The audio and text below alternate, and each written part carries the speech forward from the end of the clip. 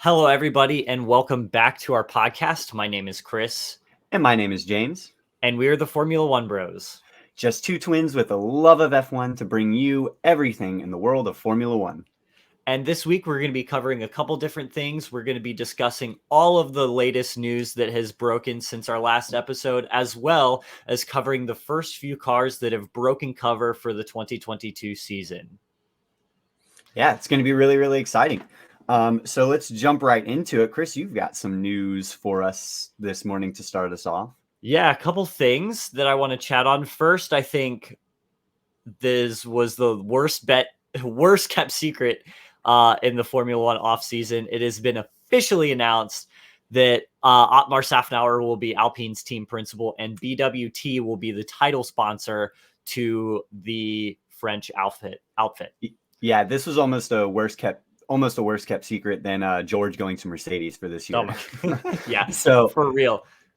As it was speculated that BWT was going to be the new title sponsor, and when Otmar Safnauer was released from Aston Martin, and everyone's like, well, BWT is going to be the next title sponsor. Who's going to be the next team principal? Yep. It's going to be Otmar Safnauer. So when this was released, it was kind of just like, it's like that meme from that episode of Top Gear when Jeremy Clarkson was like, oh no.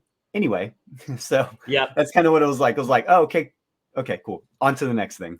Yeah, but I think those are both really good gets for Alpine. I mean, absolutely. We know that Otmar Safnauer has a great track record at Aston Martin, formerly Racing Point, Force India. Whatever the team was, it was Team Silverstone. He has a great rapport there. He's had a great track record there. He kind of we talked about it on our first episode that, he just kind of cultivated a great culture there. And it's a culture that I think Alpine, at least structurally, not necessarily with their drivers this past year, but structurally has been missing for a little while. And I think that'll be really, really good for them. As far as BWT, I mean, BWT is a great sponsor. They obviously have a lot of money to provide, but Alpine being a subsidiary of Renault, they're a partly French state-owned company. So it's not like they don't have any money, but I think that'll just be an extra branding, some extra things, especially as they're trying to market the Alpine cars brand a little bit more. So all really good gets for Alpine. And I hope, especially considering they've had this in 5 years, we're going to be world champions, target since 2016. I'm hoping that kind of gets the ball rolling a little bit, because they've kind of stagnated ever since they came back in to Formula One. Yeah.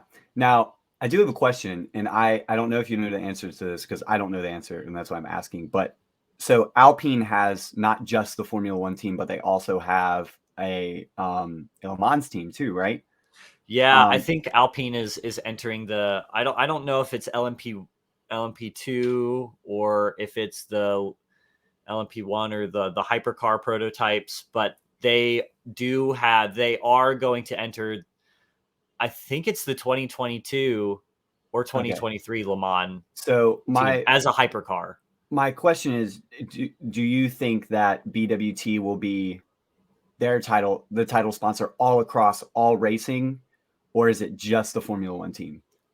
I have no idea, because I'm inclined to think that the Formula One team and the Le Mans programs are kind of kept separate from each other. They're just kind of different entities.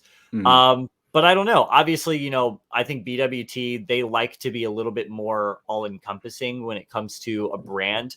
So we might see a flash of pink on the Le Mans cars. I'm not entirely sure. So we'll see. I mean, we've seen that it's the hypercar has run in testing, and it's the same electric blue Alpine. Yeah. So I imagine that it's a company that likes to keep the branding the same, but I don't know. I couldn't tell you. I think all we can do right now is speculate. Yeah. Awesome. So the next topic, this is something that F1 fans from around the world can all be very, very happy about. Lando Norris has extended his contract at McLaren.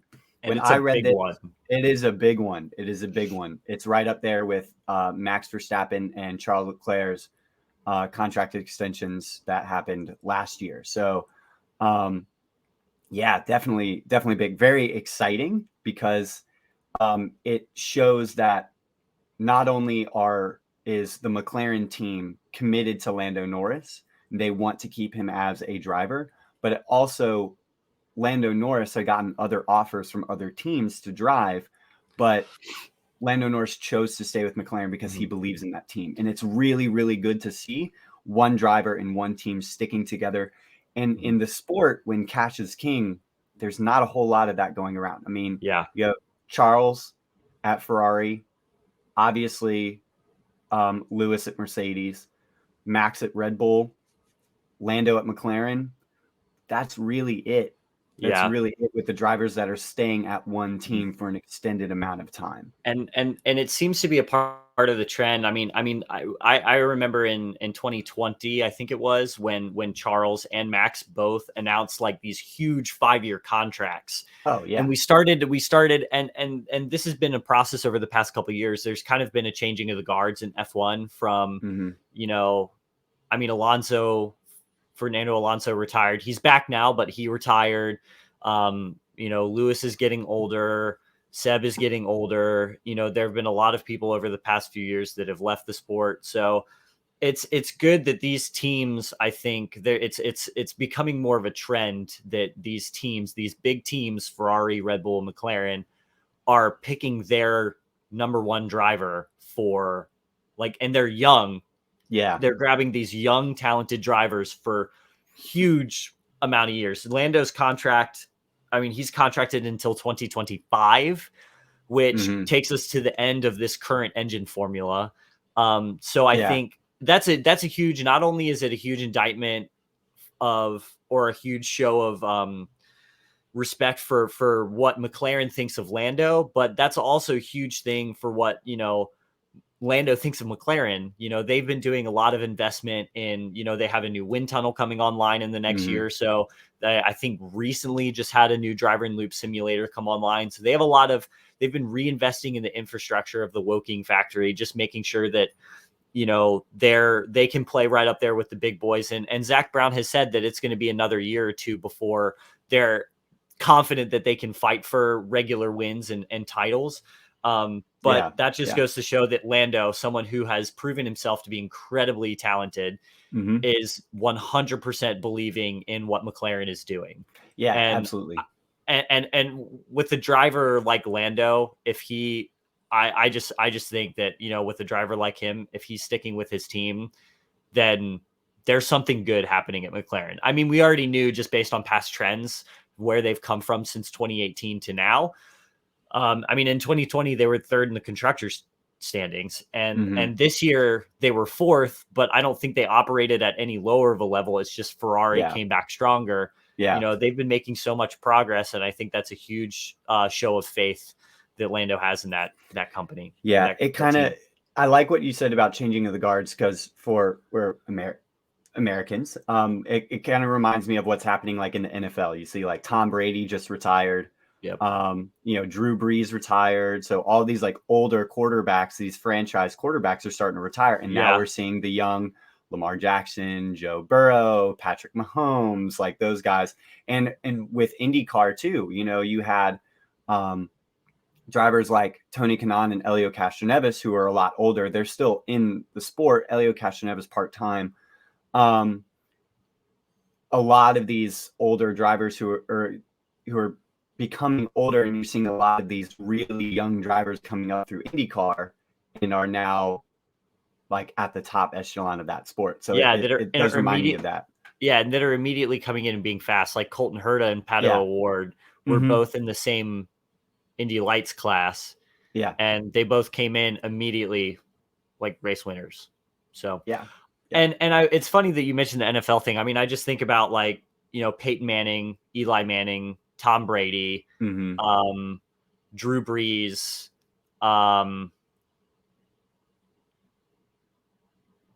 Brett Favre, like all of these huge quarterbacks that were like big franchise QBs that we grew up watching are all now retired. Ben Roethlisberger just retired. Ben Roethlisberger just retired. So yeah, it's really cool, and I think this is huge for Formula One, and I think obviously for Lando, he's a super popular character. Super happy to see him on the grid until Oh yeah, 2025. who doesn't love Lando? Oh my god, he's He's great. awesome. Yeah, he's Um, wonderful. yeah, the next thing that I think came as no surprise because the Formula One loves the US and the US is starting to really get on board with the whole Formula One thing. Circuit of the Americas also extended their contract until I believe 2026. Yep, I'm trying to find 2026, 5 more years. the announcement on Yeah, very, very Twitter. big news. This makes us here at the podcast very happy since we're going to Texas this year for the first time. Yep. Hopefully not the last. Yes, for sure.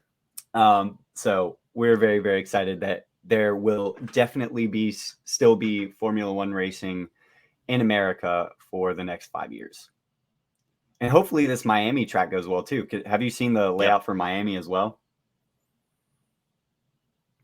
Yeah, I have. It's good. And this is another kind of news thing is they've started to announce kind of like what kind of hospitality stuff that they're going to have. And I think I haven't looked into the specifics yet. But it looks mega. It looks like they're really cool. not only They're going Formula all in. One, yeah, not only Formula One and Liberty Media, but like the city of Miami and everything is going all in on making this like a huge like American. It reminds me if Monaco, this just the whole pageantry and everything surrounding the event was hosted in an American city. Yeah, Is kind of what it's reminding me of. And so yeah, I it's really cool. I mean, the last time we had an American Formula One track that was in a parking lot was the Caesar's Palace race in Las Vegas, and that did not go well. So Yeah. I'm curious about how the layout is going to look. Yeah. But the event, no doubt, is going to be absolutely banging. What's really cool about this Miami track, though, is the fact that when everyone said announced it and they announced the track layout, how it was going to be around Hard Rock Stadium where the Miami Dolphins play. It seemed like it was going to be one of those like super temporary part-time. They're still going to use that parking lot for football games, but as it's coming up, it looks like it's going to be a permanent racetrack in the city of Miami, which is really, really cool to see. Yeah. It's also just like that's gonna be fun. As a football person, not only do the Miami Dolphins use that, but the University of Miami uses that to play football. Oh yeah, that's totally right. So I'm just so curious as to how they're gonna. These are the things that I think about. I'm curious as what they're gonna do with parking from now on for those events. But yeah, that's just me. It's funny. So, any other news before we get into the juicy FIA? Mark your calendars. March 11th, the 4th season of Drive to Survive airs on Netflix. I've already got it circled on my calendar. Yeah. As soon as I get home from school that whole weekend, I'm shutting myself off to the world and binging the entire season. Even though we already know what happens, even though we know the drama and everything already, I'm gonna binge that as soon as I get home from school. I think. I actually think that starts my spring break. So perfect. Nice. There you go. I think it's so funny because like amongst like diehard Formula One fans, it's had really mixed reception, like the really disjointed storylines and stuff. But man, it's cool. Like it's really cool because there's been nothing like this for anything, especially for Formula One. So it's bringing Formula One to a much wider audience and presenting it in a much more digestible way. Because like I remember when I first started getting to Formula One, like the whole like political landscape was just like, we grew up with NASCAR and IndyCar. So for me, understanding the political landscape of Formula One was super jarring the first time, like I really started getting into it. And I think the Netflix series has really made it more digestible for the common person. And it has obviously accomplished its goal, especially in America, with bringing a huge number of fans into the fold. I mean, the US Grand Prix last year in Texas was the most attended event on the calendar. Yeah. Well, And that's not, I mean, we also had like COVID lockdowns and stuff, but like per capita, like on average, it was the most attended event in Formula One that season. yeah, 400,000 fans. yeah, which is ridiculous. And then you also look at the viewership for the season finale in Abu Dhabi versus the Super Bowl here in America, where 100 million, 101 million people watched the Super Bowl, but 108 million people watched the last race in Abu Dhabi, which is crazy. So Netflix is, and yeah, you're right. There's like disjointed storylines. Some of them are like forced. Things are happening that aren't actually happening, like the feud between Daniel Ricciardo and Max Verstappen. If you were tuning into Drive to Survive, you'd be like, wow, they hate each other, but in reality they were best friends and still are best friends. Yeah. I mean same with Carlos and Lando. Yeah. Last year it seemed like that there was this really big rivalry. They still golf together. Yeah, they still golf together on holiday. So it's like it's really it is cool to see though. It brings a little drama, and also the cinematography is just unreal. Oh, no doubt. The camera shots that they get, the behind the scenes access that they have. I think if there's one critique that I could make, and I think this was most evident to me in 2020 with the Ferrari the Ferrari episode. Oh god, for me, that was painful to watch. Obviously, that whole Ferrari episode. I don't think they gave enough context to. They made it seem like Ferrari is just like gone off the rails. They're a rogue team now. They've been this way for years. They made Ferrari look really bad. I mean, they kind of did look really bad, but they deserved it. They definitely deserved it. But it's not like, I mean, if we're comparing it to other teams on the grid, Williams has been at the back of the grid for how many years now? And gosh, a long time. Yeah, I mean, they've been at the back of the grid for a while. And Ferrari just had like one off year because of their power unit. And of course, there's a whole lot of speculation around what happened with the power unit. And I don't want to get into it because nobody knows. It's all rumors. It's all speculation. Nothing was ever actually released to the public. But my thing was, they schedule what weekends they're going to be with what teams. And I think sometimes they absolutely nail it. Like Germany 2019, they freaking nailed that. And like with the whole like Mercedes are the giants, but sometimes giants falter. And that's kind of, they nailed that. But what happened was they followed Ferrari in. No, this was for 2019. This was in season 2, 2019. They were in Ferrari in Italy and in the US. And there was obviously in 2019, there was this growing tension between Charles and Seb. And they made the Flashpoint the US Grand Prix because that's the race that they were at with Ferrari, was the US race. So there was a Flashpoint that season, but everybody who watched that season, every race, know that Brazil, when they actually collided and took each other out and double DNF'd, that to me was the Flashpoint of the 2019 season. But because they were in Coda with Ferrari, they had to make it that one. They made it that. And for me, I watched the US Grand Prix and it was like, cool. I mean, we knew Coda was bumpy, so Seb broke his suspension and Charles finished 4th. I was like, okay, not a great race, but it is what it is. Charles had an old engine and it's a bumpy track and Sebastian was unlucky. Like it was not nowhere near. And so that's my one thing. If they could change anything, it would not be like pre-scheduling what weekends they're with certain teams, but that's just my thing. It's a great series, and we need to move on very to the second part.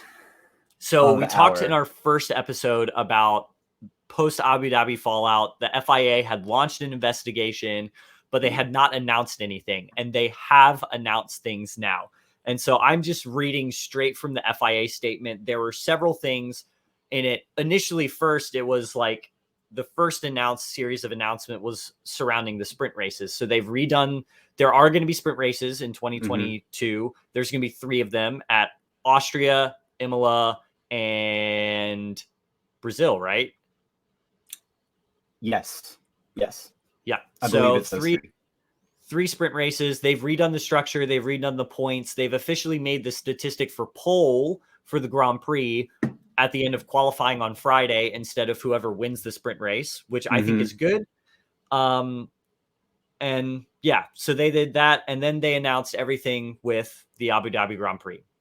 So a couple things. I'm literally just reading from the FIA statement. So a new virtual control room will be created similar to the video assistant referee in football. This is European football.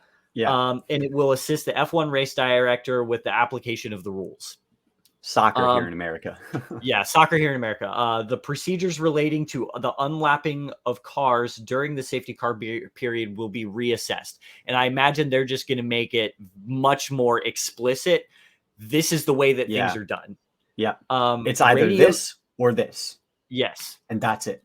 I think it should be. I mean, obviously there will be some room for discretion based on safety, but you know, a little bit more explicit. But we don't know yet. Radio communications to the race director during the race will be removed from the television broadcast.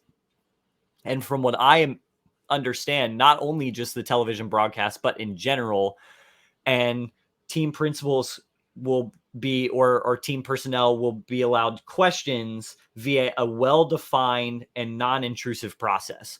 So essentially, they're taking away the ability for team principals to lobby for certain situations. Yeah. Like what happened, because you had in Abu Dhabi, you had Toto saying, you know, we can't have like cars can't unlap themselves, and Red Bull saying, and all of the other lap drivers saying, hang on a minute, we should be unlapping ourselves. And Red Bull was like, yeah, they need to get out of the way.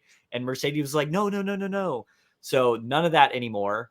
Yeah. Also, Toto being like, please no safety car, when that's not Toto's decision to make. No.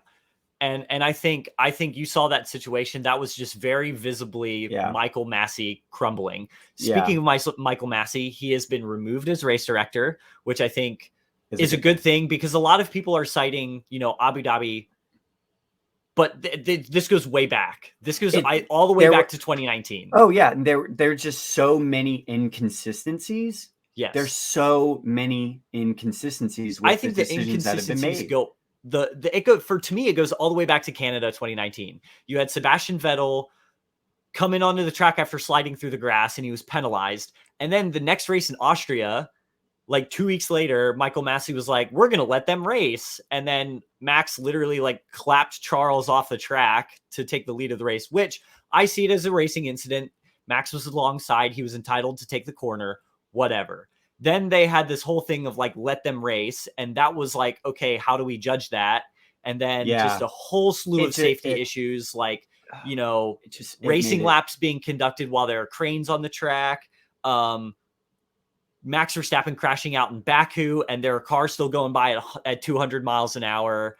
Like this whole, there's a whole raft of safety issues that happened. It's not just about Abu Dhabi. That was kind of the straw that broke the camel's back. And Saudi Arabia too.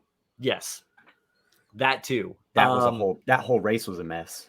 So, and then it'll be the next 2 are experienced FIA officials, Niels Vajtic, I think that's how you say it, and Eduardo Freitas will rotate roles as race directors, splitting responsibilities for the 23 championship races in 2022. Both of them have experience from other racing series, being race directors. I know. Yeah. They're both very, very experienced, not in Formula One, but with other racing series like the World Endurance Championship and such. In my personal opinion, I think having that rotating system with multiple people is good, because I think a lot of the reasons why towards the end of the season, the decision making was called into question was because, 23 races in a season for one race director to call, that's a lot. And it can, and I think it was, I think it was Crofty who said something like, that's a lot of responsibility on one person. And by the end of the season, he saw Michael Massey was just tired. He was exhausted. He was over it. Yep. So I think it's a good decision, Michael Yep. Massey no longer, and having that rotating system. I think it's good. And So with the yeah, rules and things like that, it's going to be a lot more consistent, which is good. That's the thing that we need. That's the biggest thing we need, just consistency. Yeah, and so to assist with that, so we have the two race directors. Herbie Blash has been appointed as a permanent senior advisor to the race directors, so they're going to have another human to assist them. And Oh, I think perfect. he's also going to be the person that the team principals can go to serve as an intermediary between the race director and the teams, and that'll also be assisted by the virtual race control system. So all of those just to kind of tidy up the system. And Michael Massey has been offered another position in the FIA, but we don't know what that is, and it's not in Formula One. So those are those. So those are the biggest things. And because of that, guess who's back, baby? The 7-time champ, Lewis Hamilton. He said that it was never going to be a thing, but regardless of how you feel about him, he's officially back. He's so great for Formula One. He's so great for the sport. Everything that he does on track and especially off track. Off track. He's been a huge push for diversity, equity, and inclusion, and all of the social issues. Sport. Yes, him being back is great for the sport. And with that, let's move on to some cars. Yes. So the big portion of this episode is talking about the car launches, which have been starting. This is like Formula One Christmas. It's the most wonderful time of the year when cars are releasing their 2022 cars. Some of these that we're going to show are obviously renders on just a stock model, so it's not their actual car. Like the first couple we'll show, and then some of them are their actual cars. Yeah. So what we're going to do here for this, the way that we're going to do it is we're going to show, we're going to talk about the car liveries, and we're just going to rate them because they all look beautiful and stunning. And then we'll start to get into some trends and things that we're seeing with the new cars. There isn't one I hate yet. Isn't one I hate yet. Nope. All right. So the first one that was announced, the very first one, which was a surprise, they were just like, "Hey, surprise! Here's our car." They pulled a Taylor Swift and like, "Hey, we're dropping an album tomorrow." Is the Haas F1 team? The Haas F1 team. My first thoughts on it. It's the red, white, and blue striping around. The first thing I noticed, it was a lot smaller. It was a lot simpler. The car overall just looks a lot cleaner, less hectic, less, dare I say, Russian-y. Yeah. I like this over their car from last year. I like it a lot. I think it looks clean. I agree. I still think you can't beat the 2020 or 2019 Haas's, the rich energy, or the that looks just so the good. standard red, black, and white livery that they had in 2020. Mm-hmm. But for me personally, I'm gonna give this a solid 5 out of 10. I'm gonna give it a 6. I'm gonna give it a 6 just because I think that they stepped up their game from last year. Yeah, and this is the livery. This is not the car. This is the livery. Yes, this is just the livery. The car this is on a render. This is not anything that like we saw with a bunch of the other cars that have been released with like showing the actual car. There's a lot of differences between those, and we'll talk about those. But this is just a render. We're just talking about the livery. I give it a solid 6 out of 10. I think it'll be good, and I think the car will ultimately be an improvement. So our official rating is a 5.5 out of 10. Sounds good. Alrighty. So the next car on our list, the next car that we that was released after Haas was the Red Bull car. Yep. For me, this is such a classic livery. Yeah. And the phrase that I've heard people say is, if it ain't broke, don't fix it. Mm-hmm. I mean, it's just such a classic one. It's the most recognizable, I think, out of all of the cars. I give it a 9 out of 10. The only reason why I give it a 9 out of 10 is because the yellow on the nose is so long, it looks like a banana. And that's my exact thought. That's That my is the exact thought. only thing. It's a lot longer than in previous years. That is the only thing. The Oracle on the side with the new title sponsor is great. Mhm. Having the one on it for the world champion Max Verstappen is awesome. That is a 9 out of 10 for me because the nose cone is just a little too yellow for me. And for the nose, for that reason, I'm actually giving it an 8. I'm actually giving it an 8 because I think there are several cars that are better looking, in my opinion, better looking than this one. But I mean, you're absolutely right. It's classic. It looks great. They've had this livery since 2016. It looks good. It's always looked good. So if you're keeping score at home, our average now would be 8.5 out of 10. Yep, 8.5 out of 10 for Red Bull Racing. The next car on our list that was released shortly after was, in my opinion, my favorite so far. Well, favorite-ish. Oh, it just looks so good. It looks so good. With the AMR Racing lime green stripes. Oh my gosh. That is how a Formula One car should look. Yes. Now, one thing I do want to point out, the other two, Red Bull and Haas, those were renders. This is their actual car. This is their actual car. I love the vents on the side pod.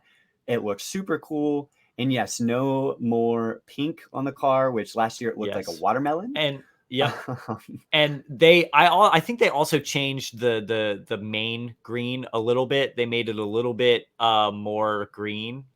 I took a little bit of the blue out of it. And they shook this car down at Silverstone. So this is had running at Silverstone, and it looks stunning on track. Gosh. It is that is how a Formula One car should look. If there's an Aston Martin Formula One car, that's how it looks. Oh, it looks so good. It looks great. I'm giving this a 9 out of 10. I give this a 10 out of 10. I give it a 10 out of 10. Awesome. So if you're keeping track at home, that is a 9.5 out of 10. So far, our highest ranking, our highest scoring car so far. But yeah, it looks great. It looks great. I'm excited to see all of them on track. The next one that we have, and so far, this one has actually been my least favorite. It is McLaren. Yeah, now, for me, I'll start off. I said it was my least favorite. It still looks good. Yes. In my personal opinion, the coloring, it just looks a little hectic. It looks like there's just a lot going on. Yeah. When you compare it to some of the other cars that have been released that look really simple and clean, it just looks like there's a lot. It's hectic. Yeah. For me, I want to point to a couple specific things. The blue stripes on it. I love that they're incorporating that blue, but I wish maybe this is just, me wishing it was, I think the blue could be a little less bright and a little bit more golf livery, like Monaco, softer powder blue. I think that looks really good with the papaya orange. I think there's a little bit too much black in there. I would like to see more orange or more blue. My biggest thing that I think leads it to be messy is the numbers are really hard to discern on it because it's orange and blue. There's no border. There's no accent or emphasis. So it's really hard to see the numbers. So that's my biggest thing. I give it a 7 out of 10. Yeah, I would give it a 7 too. I would give it a 7. Now I think because we haven't seen this on track yet. I think once we see it on track, it may look a little bit different because these are obviously studio pictures with studio lighting, all that kind of stuff. So once we see it on track, I think maybe that'll change a little bit. But yeah, solid 7 out of 10. But I will say their branding is genius because all of their cars across all of the series that they have are going to look like this. They're Indy cars, they're F1 cars, they're Extreme E cars. They all have the same branding. So I think that is a marketing genius. Yeah. Oh, absolutely. I totally agree. Marketing genius. It looks great. It looks great for the brand. Yep. And a couple of tweaks here and there, in my opinion, I think will make it better. But yeah, awesome. That's McLaren for you. All right. So the next one on our list, and I kind of have a very similar opinion about this one with McLaren, but it is the AlphaTauri. It is the AlphaTauri. I think that blue with that white is just so pretty. It's such a pretty color combination. My favorite AlphaTauri livery was the first one in 2020 that was predominantly white. Yes. That was my favorite one. Obviously, this is a beautiful looking car. So, I mean, there's not much to say. It's just like that color combination is really good. I like how like the AlphaTauri logo on the back side of the car, like, you know, by the Coke bottle section, it's a little bit bigger. It's like it is the livery. It's not just a logo on the livery. So I think that looks really good. I give it an 8 out of 10. I am sticking with my McLaren rate. I'm giving it a 7 out of 10. I think for me, again, very similarly to my opinion on McLaren, it just, for me, it looks a little bit hectic.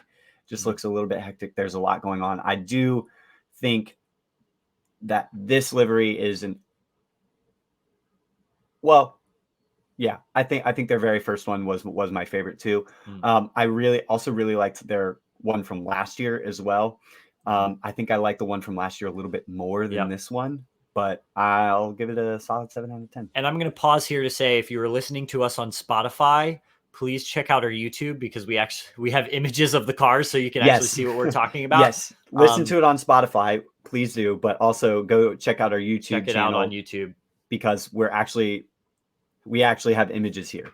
So you can actually And while you're at it, like and subscribe. Yes, like and subscribe to our YouTube channel, please. All right. So up next on our list is my second favorite. I'm sure you all will be able to figure out very quickly which one my favorite is. But my second favorite one, we have the Williams. Yeah, that is a pretty looking car. That dark blue is really pretty. I think the Williams W on the side is, how they did that with all the different shades of blue. Yeah, that's really cool. It's not like the Williams W with all of like the stripe things through it like it was last year. Last year looked like it was like two different like halves of a car. It was like somebody designed the rear of the car and then someone designed the front of the car. I really like the front of the car. No, I love the front of the car with the flash of yellow from like the old, like from the 90s, or from the 80s and 90s. That was beautiful from the old Canon liveries. But it's just pretty. I like, the little streaks of red in there, the contrasting blues. It's also just a pretty blue. And that is another car like the Aston Martin that when they shook it down, I was like, yeah, that's a cool car. And then I saw it on track and I was like, that's a really cool car. Yeah. It's just so pretty. Oh gosh. I love it. I love it. Yeah. Williams nailed it. 10 out of 10. For me, that is a 9 out of 10. Oh, okay. Okay. So 9.5, another 9.5 out of 10. Yep. Oh gosh, I could stare at this all day. What I want for Williams is them to pick a livery like this and stick with it. Stick with it year to year, Yeah. Yeah. I could look at this all day. We have to move on, because if we don't, I will sit and stare at this literally all day. Yep. All right. So the next one that we have, and I am showing my bias just a little bit. Obviously, this is my favorite. It looks good, looks clean. The most successful team in Formula One history. We have the Scooteria Ferrari. Yeah. Woo! My first thought when this dropped was it reminds me of the 90s era F1. Yes. Like the Ferrari cars with the black wing, the black front and rear wings. It's a little bit darker of a blue blue. Oh my God. Red. It's a little bit darker of a red than they've definitely had since Mm-hmm. forever. It's Yeah. a darker red than we're used to. It's not quite like the burgundy that we had at the one-off livery in Mugello in 2020. Mm-hmm. Mm-hmm. But it's a really pretty red. I'm glad the Mission Winnow logo is gone. Yes, thank God.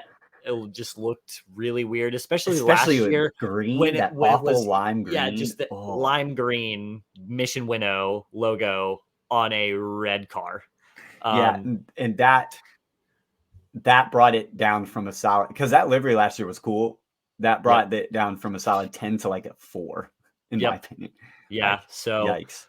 yeah, it's just really pretty. Ooh, one thing I want to point out with this, I love the wheel covers. The Yep. edging on the wheel covers is yellow. Mhm. That looks really, really It cool. And reminds when they me, did and go ahead. I was just gonna say, going back to my comment about the '90s car, Mm-hmm. the wheel wakes, Mm-hmm. them being yellow reminds me of like the gold tire rims of the '90s as well. Yeah, and when they did the shakedown at their testing facility, which was also really cool because it was foggy that day and it looked like menacing. Yeah, they got some cool shots there. Oh man, that. Oh. One other thing I want to point out with Yep. this, the side pods, that huge dip in the middle of the side pods where it goes down. Yeah. Someone photoshopped a picture of it like from the rear looking up the side pod and photoshopped Eau Rouge and Radeon from Oh yeah, Spa. I It saw looked that. That really was a good funny. one. But what a cool innovation. It's really cool to see because the cars that we have seen that aren't renders, every single one of them has a different Yep. side pod look. And you didn't Yeah. really see that too much from last year, but this year there's some really cool innovations Yeah. that we're seeing and And I love it. I want to chat a little bit after we're done with the liveries about like all the technical trends that at least that I'm seeing. Mhm. But yeah, for this livery, for me, along with Aston Martin, that's how a Ferrari should look. 10 out of Yep. 10. 10 out of 10. First unanimous 10 out of 10. I love it. Now the next one that we have, I am also very, very happy with how this one turned out. And it's really cool. The last one that we'll take a look at for today, the one that was released just yesterday, is Mercedes. Yep. Now, Mercedes W13. I have made my opinions on Mercedes very clear on this podcast. I do not like Mercedes, but this car looks hot. Yeah. This is great. It looks great. I It's nice to see the silverback. I didn't realize how much I missed the silver. Yeah. The black looked so clean and we So loved it. good. But it's cool to have the silverback. This Yeah, looks great. they're the silver arrows. Like the car is silver. And a couple things that I want to touch on just very specifically. I'm glad that at the rear of the car on the Coke bottle section, they have the 3 pointed stars back. They're a little bit Yes. bigger, Hmm. which I like a lot. No more AMG, AMG, AMG, AMG, AMG, AMG. Which looked That really looked messy. that looked messy to me. It was weird. So we have the 3 pointed stars back. I like they started the trend in 2020 of like not doing like the Patronus like streaks, but just one solid Patronus stripe. Yeah. And that looks really good. And they made the rear wing that Patronus, like the top of it is the Patronus blue, the Hmm. underside of it is the Ineos red. That I think is really cool. I like that a lot. And that's Yeah. actually going to look really cool when the rear wing opens for the DRS and you're going to see a little flash of red under it. That I Yeah. It think looks cool. that's just a really cool car. Yeah. I hate to say it because it's Mercedes, but that's a 10 out of 10 for me. Yeah. Same. That's Same. the way you want a Mercedes to In look. this one, we don't have video of it, so we can't show it. But they posted this morning, Mercedes on their Instagram or on all their socials. They posted this morning. It is the first like cockpit view of the car on track, of what it looks like. With the TV, where the TV pod is on the racing, you can see, down into the cockpit with the driver, the steering wheel, all that stuff, and you can see the halo, all of it. It was the first one that we saw, and it looks so cool. If you haven't seen it and don't know what I'm talking about, go to their Instagram, Mercedes Instagram. I think Formula One shared it too. Yep. it looks really, really cool. And also just seeing George in the Mercedes makes me happy. I can't. Yes. I love George Russell. Yes. Oh gosh. I think we've said this on every episode. We're huge George Russell fans here at the podcast. Yes, big George fans. And I'm really excited for him to see him, because he is so talented, and just to watch him go toe to toe with Lewis next year is going to be awesome. Anyway, so those are all the cars that I know have broken cover. We're still waiting on Alfa Romeo, which will be launched on the 27th, and Alpine, which will be launched on the 21st of February. Yeah. So all of that stuff. So I just kind of want to briefly, in the couple minutes that we have left, I just want to kind of talk about some of the technical trends. So when at the British Grand Prix, when Formula One did an unveiling, this really big ceremonious unveiling of what the new regulations look like, they put out like a model car of like, this is what we think we want the cars to look like. This is what we like average out, taking like, all of the technical regulations into consideration. This is what we think the car. And I remember a lot of team principals and technical directors of teams like, Zach Brown, had also said something as a team principal, was like, oh, hang on a minute. Our cars don't look anything like that. Yeah. Obviously the shapes, like as you've seen, the general shapes of the car look like that, but there are a lot of differences technically that I want to cover. The first big area is the side pods. Everyone has a different side pod shape. I think it's coming down to, I think, two main trends. One is you look at the Aston Martin, and they have a the side pod goes almost the entire length of the car, and then the Coke bottle section comes in dramatically. And the side pods go the whole length of the car, and it comes in dramatically at the Coke bottle section. It's a little bit more rectangular. Yeah, and that encompasses with like the gill slits on the side that help with cooling. So the side pods, it brings air in to the radiator to cool the to cool the power unit. Yeah. And all of the hot air is expelled through those like gill slits down the sides. And for the teams with the biggest side pods, not only do they have those, we're starting to see with a lot of teams, there's an undercut underneath the side pod, between the side pod and the Venturi tunnels on the floor. Yeah. To kind of, so the Venturi tunnel goes like this underneath the car, the side pod's up here. And so you have this slot between the floor and the side pod that goes, it almost seems like it'll compress the air a little bit and blow it out the back really fast. I think it's going to help the rear suspension work a little bit more aerodynamically, like the brake ducts, the diffuser, like all of the aerodynamic bits at the rear of the car. I think that is helping. It reminds me of, I think, what was it? The 1992 Ferrari had the twin floor. So they had the floor of the car, and then the chassis of the car, like the side pods and everything, kind of it had that a little undercut, but it was like literally this big, and so it had like two floors, because that was after ground effect was banned, and so they kind of did that to help, like, with a little bit more downforce. And so you're seeing a lot of trends with the cars that have like really big side pods. And then you have like Mercedes and Williams and McLaren, who have very similar to the previous generation cars, very small side pod. Oh gosh, not back on the Tide Pod trend. Side pods. Side pods that blend into the bodywork to create a really long Coke bottle section of the car, to help really create a nice and tidy packaging at the rear of the car. And I think that, that's really most of the Mercedes cars. I think that has a lot to do with the packaging of their power unit and the packaging of their gearbox casing and everything.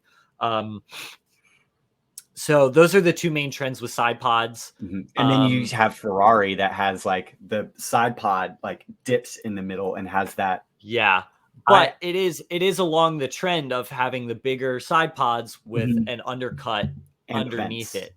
And the gill slits. Yeah, and it has the gill slits and AlphaTauri I think is a really good mix of both because it's a long side pod, but the Coke bottle section of the car is very neatly packaged. And I think we haven't seen the Red Bull car, the actual car yet, but I think the way that because AlphaTauri uses the Red Bull power unit and gearbox, so I think that'll give us It'll a probably little be bit. similar.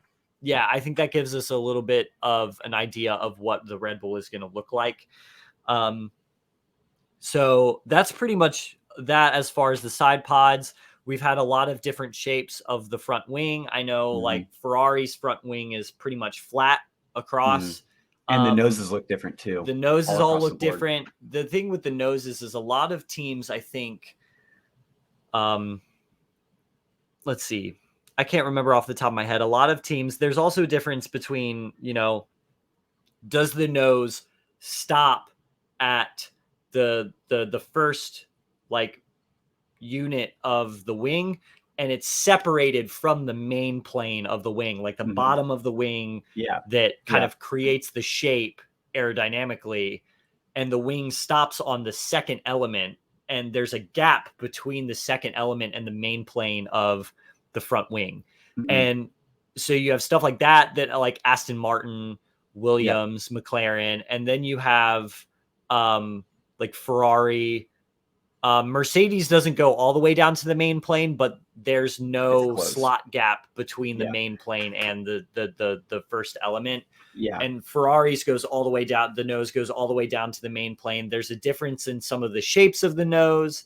So we knew that was going to happen. Yes.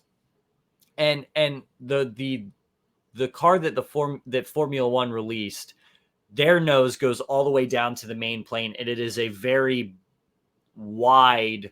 It's very bulky. Nose it's very cone. rounded. It's very round, very wide, and all of the teams. I mean, this has been a trend in Formula One over the past. Over the past several years of having as narrow of a nose as possible to work the underside of the car as hard as possible.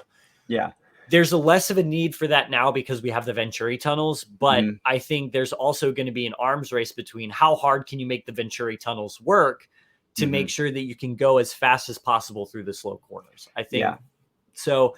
All of the nose cones, they vary in shape, but they're all to some degree narrow. And that's just to get the underside of the car to work harder. The last thing I want to point out is it's really, really,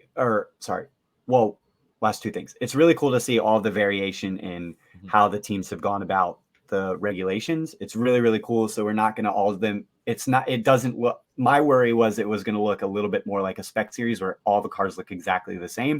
And I think that was a general feeling amongst a lot of people. Yeah, but it doesn't look like that. A lot of the teams have gone their own innovations, and it's really cool. The other thing that I want to point out is the fact that the front wing is really high off the ground, and that's something that we didn't see in the official F1 car that they put out on the track in Silverstone. The front wing is really far off the ground, and I think that's just to get more air into the Venturi tunnels under the car. Yeah, more undisturbed air. Yes.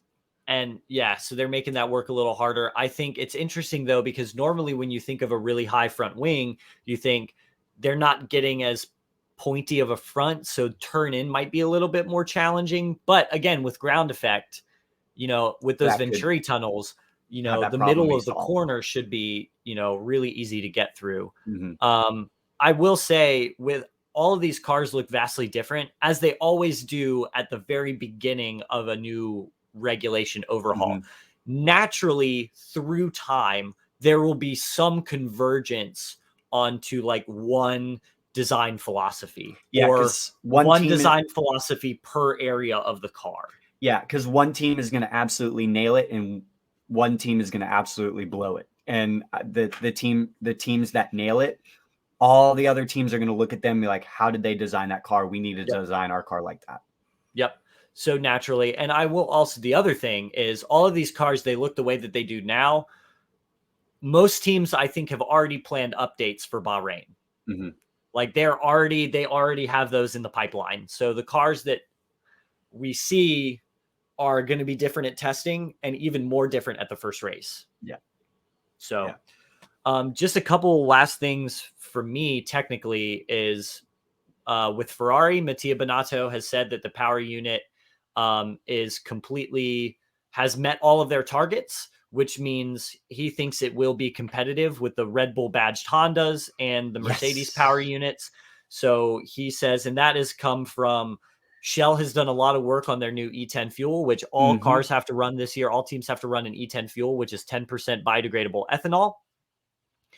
And then they did a lot of research and development in the combustion technology and everything that is happening inside the actual combustion engine. So he said that all of that has met their targets.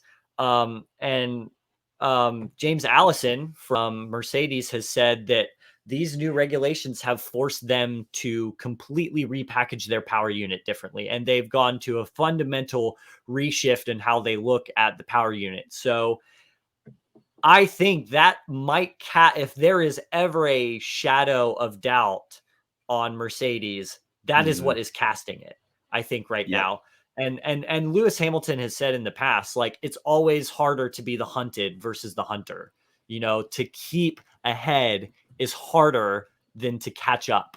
So I think this might cast a little bit of a doubt over Mercedes. Obviously, they're Mercedes. There's a reason why they're the best in the business. But will we see a reshake at the top? I don't know. I honestly, I have no idea. And I don't think anybody's guess is as good as anybody else's until we get to Bahrain. And that's I've seen a lot of people on social media, like, you know, especially when like the Ferrari and Red Bull and McLaren were released, you know, it's like, oh yeah, cool, that's the second place car, or, you know, all of these different things. And a lot of people are talking about that. And I just want to say, for me, is we're not going to know until the cars hit the track. Yeah. We're never going to know. And if Red Bull or Ferrari upset Mercedes, I know there are going to be a lot of people that are going to be saying, oh, they cheated, yada, yada, yada.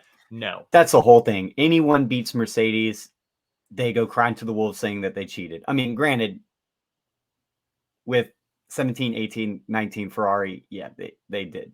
But the whole thing with like Red Bull and the flexi wings that Mercedes were crying wolf about, their wings were flexing the same. Their wings were doing the exact same thing, which is why they didn't find Red Bull.